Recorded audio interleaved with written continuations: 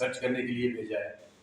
वहाँ के नवाचारों के बारे में सर्च करने के ऊपर करने के लिए अपने देश को वापस आए और अपने यहाँ पर आने के बाद शिक्षा में गुणवत्ता लाई जाए, इसके लिए पहल की है। उसके लिए मैं हिमाचल सरकार का और शिक्षा मंत्री जी का, डायरेक्टर साहब का बहुत बहुत धन्यवाद करता हूँ। वहाँ पर हम 102 टीचर गए थे, जिसमें 41 प्रिंसिपल थे पूरे स्टेट के, 14 लेक्चरर थे, 7 हेड मास्टर थे, 5 डीपी थे। एलिमेंट्री अध्यापकों में जैसे पीजीटी, सीएनबी और जेबीटी, एचटी, सीएसटी 29 थे। वहाँ पर हमारा 5 दिवसीय कार्यक्रम था, जिसको 3 चरणों में डिवाइड किया गया था।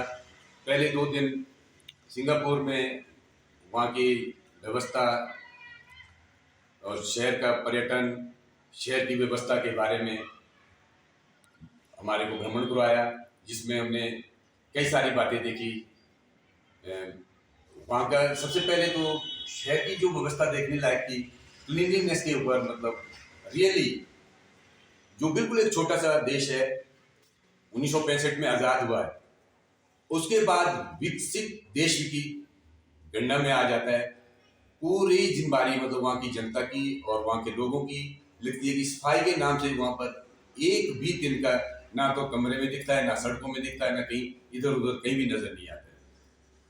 उसके बाद 2 दिन का हमारे प्रिंसिपल अकेडमी, हमारे जो वहाँ के सिंगापुर की थी, उन्होंने 2 दिवसीय ट्रेनिंग प्रोग्राम दिया, जिसमें क्वालिटी एजुकेशन के ऊपर बहुत सारी बातें करी है। वहाँ की जो एजुकेशन का सिस्टम है बहुत ही अव्वल है। वो पूरे विश्व में लगभग कभी 5वें स्थान पर रहता है रैंकिंग में, कभी 8वें स्थान पर रहता है। वहाँ की जो सिस्टम है टीचिंग का, वो प्रैक्टिकली बेस्ड है टोटली। 6ठी क्लास से बच्चों को वोकेशनल ट्रेनिंग दी जाती है, जिसमें मतलब जिस जिस क्षेत्र में बच्चों का इंटरेस्ट है उनको उस क्षेत्र में काम करने का पूरा पीरियड दिया जाता है और पूरा मौका दिया जाता है। और साथ में बच्चों के इंटरेस्ट के हिसाब से फ्री एजुकेशन उनको दी जा रही है। और सारे सिस्टम में मतलब गवर्नमेंट का ही एक सिस्टम है, पाठ्यक्रम एक ही जैसा है। सारे स्कूल अपने गवर्नमेंट के अधीन ही है, कोई प्राइवेट स्कूल नहीं है। उनका मिड डे मील का सिस्टम देखा, बच्चे अपने पैसे से मिड डे मील खाते हैं, परंतु उस स्कूल परिसर में बनाने की पूरी व्यवस्था है। और साथ में वहाँ के स्कूलों के जब अवलोकन करवाया गया, हमारे से देखा गया, एक दिन का स्कूल विजिट करवाया गया। एक प्रिंसिपल होता है स्कूल में, उसके साथ 2-3 वाइस प्रिंसिपल होते हैं। जिस स्कूल में हम गए थे, सेकेंडरी स्कूल था, उसमें लगभग 1400 कुछ बच्चे थे। 96 टीचिंग स्टाफ और नॉन टीचिंग स्टाफ थे वहाँ पे।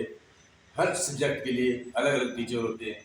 और वहाँ टीचरों को पर ईयर 100 घंटे की ट्रेनिंग देना जरूरी है। उनके ट्रेनिंग टीचर के मतलब परफॉर्मेंस के ऊपर साथ से उसको प्रमोशन भी दी जाती है, अवार्ड भी दिए जाते हैं। अगर कोई अपने काम से कोताही करे तो उनको डिसमिस भी किया जाता है। तो बहुत अच्छी व्यवस्था थी वहाँ की।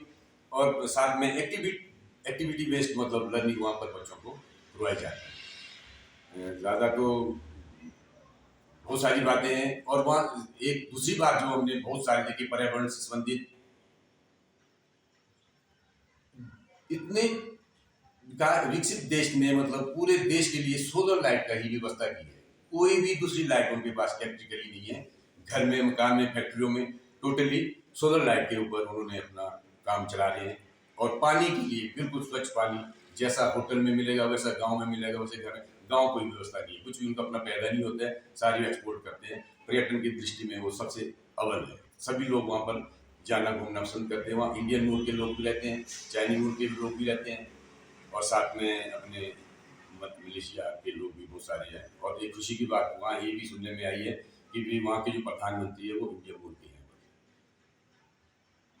तो अब हम वहाँ से आने के बाद कोशिश ये करेंगे कि भाई अपने हिमाचल में भी क्वालिटी एजुकेशन को इम्प्रूव करने के लिए काम करेंगे।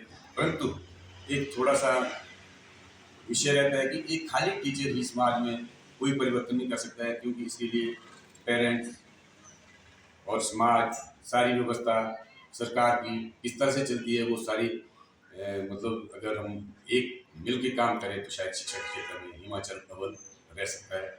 शिक्षा प्रणाली में सबसे जो मेन कारण है, जैसे हमारे प्राइमरी स्कूल है, सब्जेक्ट आपको पता है हर क्लास के लिए अपने अपने सब्जेक्ट है, इंग्लिश है, मैथ है, अपनी ईवीएस है, हिंदी है, टीचर एक, क्लासे 5, तो ये बहुत बड़ी बात है।